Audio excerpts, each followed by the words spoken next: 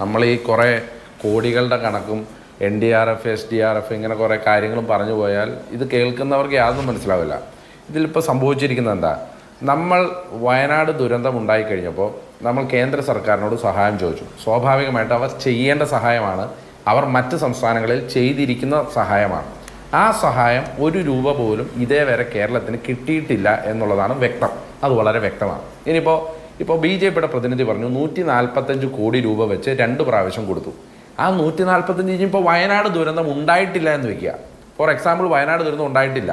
നിങ്ങൾ ഈ കൊടുത്തു എന്ന് പറയുന്ന 250 കോടി രൂപ കേരളത്തിന് കൊടുക്കാതിരിക്കാൻ പറ്റുമായിരുന്നോ?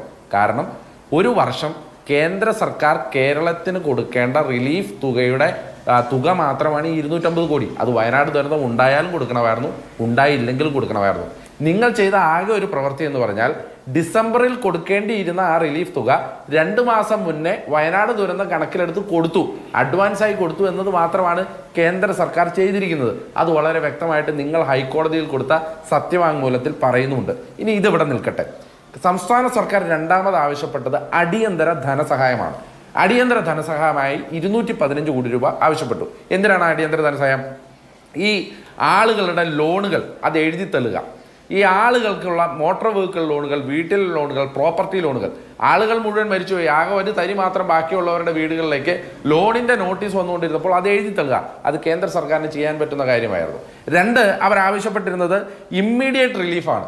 ഒരു അടിയന്തര ധനസഹായം എന്നുള്ള നിലയ്ക്ക് സംസ്ഥാന സർക്കാരിന് പണം കൊടുക്കുക. അപ്പം ഈ വക കാര്യങ്ങളിൽ കേന്ദ്ര സർക്കാർ എടുത്ത നിലപാടുകൾ അത് തീർത്തും നിഷേധാർഹമായിരുന്നു എന്ന് മാത്രമല്ല, ഒറ്റപ്പണവും കൊടുത്തില്ല. ഇനി 3, അപ്പോൾ കേന്ദ്ര സർക്കാർ പറഞ്ഞ ന്യായീകരണം, ഞങ്ങൾക്ക് റിപ്പോർട്ട് കിട്ടിയിട്ടില്ല, ഈ റിപ്പോർട്ട് കിട്ടിയതിന് ശേഷം ഞങ്ങൾ പണം കൊടുക്കും, നിങ്ങൾ റിപ്പോർട്ട് തരാത്തത് കൊണ്ടാണ് പണം തരാത്തത് എന്നുള്ള ന്യായീകരണമായിരുന്നു കേന്ദ്ര സർക്കാർ പറഞ്ഞത്. അങ്ങനെയാണ് ഈ PDNA എന്ന് പറഞ്ഞാൽ പോസ്റ്റ് ഡിസാസ്റ്റർ നീഡ്സ് അസസ്മെന്റ്സ് എന്ന റിപ്പോർട്ട് ഒരു ദുരന്തമുണ്ടായി കഴിഞ്ഞ് കൃത്യമായി സംസ്ഥാന സർക്കാർ കൊടുത്തു. ഈ PDNA റിപ്പോർട്ടിലാണ് നമ്മൾ 2219 കോടി രൂപ ആവശ്യപ്പെട്ടിരിക്കുന്നത്. ഇതെന്തിനാണ് ആവശ്യപ്പെട്ടിരിക്കുന്നത്?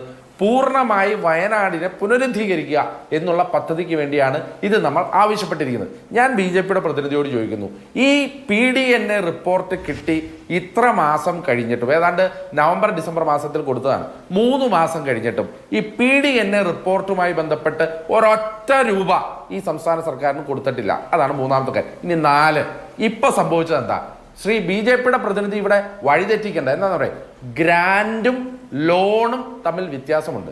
നമ്മൾ കേന്ദ്ര സർക്കാരിനോട് ചോദിച്ചുകൊണ്ടിരിക്കുന്നത് ഗ്രാൻഡാണ് എന്ന് പറഞ്ഞാൽ, നിങ്ങൾ ഉത്തരാഖണ്ഡിന് കൊടുത്തതുപോലെ, നിങ്ങൾ തമിഴ്നാട്ടിന് കൊടുത്തതുപോലെ, നിങ്ങൾ ഉത്തർപ്രദേശിന് കൊടുത്തതുപോലെ ഈ രാജ്യത്തെ മറ്റ് സംസ്ഥാനങ്ങൾക്ക് ഒരു ദുരന്തം ഉണ്ടായി കഴിയുമ്പോൾ ആ സംസ്ഥാനത്തെ ജനങ്ങളെ സഹായിക്കാൻ വേണ്ടി കേന്ദ്ര സർക്കാർ ഗ്രാൻഡ് കൊടുക്കുന്നു.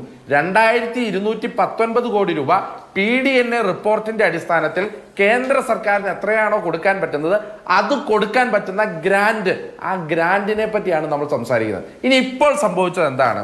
ഈ SASCI സ്കീം എന്ന് പറഞ്ഞാൽ ടൂറിസം ഡെവലപ്മെന്റിന് വേണ്ടി ഈ രാജ്യത്ത് സർക്കാർ മുടക്കുന്ന പണമാണ്. എന്ന് പറഞ്ഞാൽ ഐക്കോണിക് ടൂറിസ്റ്റ് ഡെസ്റ്റിനേഷനുകൾ ഗ്ലോബൽ ലെവലിലേക്ക് ഉയർത്താൻ വേണ്ടി കേന്ദ്ര സർക്കാരിൻ്റെ ഒരു പദ്ധതിയാണ്.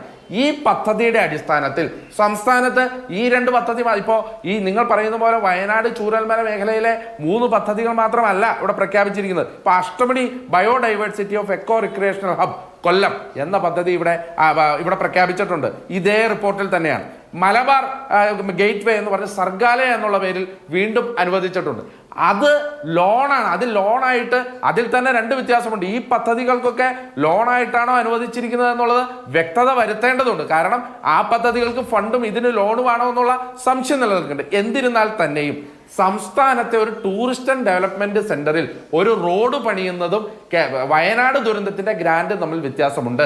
സംസ്ഥാനത്തെ ടൂറിസ്റ്റ് ആൻഡ് ഡെസ്റ്റിനേഷനിൽ ഒരു കെട്ടിടം പണിയുന്നതും വയനാട് ദുരന്തവും തമ്മിൽ വ്യത്യാസമുണ്ട്. നമ്മൾക്ക് വേണ്ടത് വയനാട് ദുരന്തത്തിന്റെ ദുരന്ത നിവാരണത്തിലുള്ള ഗ്രാൻഡാണ്. PDNA റിപ്പോർട്ടിന്റെ അടിസ്ഥാനത്തിലുള്ള ഗ്രാൻഡാണ്. ആ ഗ്രാൻഡിൽ ₹1 പോലും തന്നിട്ടില്ല എന്നത് മാത്രമല്ല, ഇന്നേ വരെ ഈ ദുരന്തം ഉണ്ടായതിനു ശേഷം കേന്ദ്ര സർക്കാരിന്റെ കള്ളക്കളിയും കെടുകാര്യസ്ഥതയും അവഗണനയുമാണ് കേരളം നേരിടുന്നത്. ഈ 250 കോടി തന്നു എന്ന് പറയുന്നത് തന്നെ കേരളത്തിന് അവകാശപ്പെട്ടതായിരുന്നു. അതല്ലാതെ സംസ്ഥാനത്തിന് ഒരൊറ്റ രൂപ വയനാടുമായി ബന്ധപ്പെട്ട് തന്നിട്ടില്ല. ഇത് BJP പറയുന്നത് പച്ചക്കള്ളമാണ്. അതിനകത്ത് ഒരു സംശയവും വേണ്ട. പിന്നെ കെ സുരേന്ദ്രൻ എന്ന് പറയാണ് 530 കോടി രൂപ 50 കൊല്ലം കഴിഞ്ഞ് തിരിച്ചടച്ചാൽ മതിയല്ലോ എന്ന്. എന്ത് വിവരക്കേടാണ് ഇദ്ദേഹം പറയുന്നത്? കാരണം സംസ്ഥാനത്തെ ഏതെങ്കിലും ഒരു ടൂറിസം ഡെസ്റ്റിനേഷനിൽ, അത് ചിലപ്പോൾ അഷ്ടമുടിയിലാവാം, ഇല്ലെങ്കിൽ മലബാറിലാവാം, ഇല്ലെങ്കിൽ വയനാട്ടിലാവാം, അവിടെ ഏതെങ്കിലും പണം കൊടുക്കുന്നതും വയനാട് ദുരന്തവും തമ്മിൽ എന്ത് ബന്ധമാണുള്ളത്? ഈ വയനാട് ദുരന്തത്തിന്റെ മേൽ ഈ പറയുന്ന ടൂറിസം ഡെസ്റ്റിനേഷനിൽ ഏതെങ്കിലും ഒരു ഫണ്ട് കൊടുത്തതും വയനാടുമായി ഇവിടെ ബന്ധിപ്പിക്കുന്നത് ശരിയല്ല.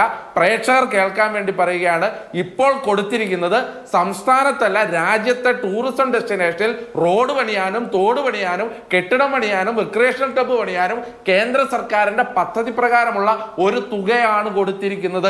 അതല്ലാതെ സംസ്ഥാന സർക്കാരിന് കേന്ദ്രം കൊടുക്കേണ്ട വയനാട് റിലീഫ് പാക്കേജോ PDNA report, post disaster needs assessment റിപ്പോർട്ടിന്റെ അടിസ്ഥാനത്തിനുള്ള 1 രൂപ പോലും കേന്ദ്ര സർക്കാർ തന്നിട്ടില്ല. അത് കേന്ദ്രം കേരളത്തിൽ ഹൈക്കോടതിയിൽ പറഞ്ഞിരുന്ന സത്യവാങ്മൂലത്തിൽ വളരെ കൃത്യമാണ്. അഡ്വക്കേറ്റ് അബിൻ വക്കീം.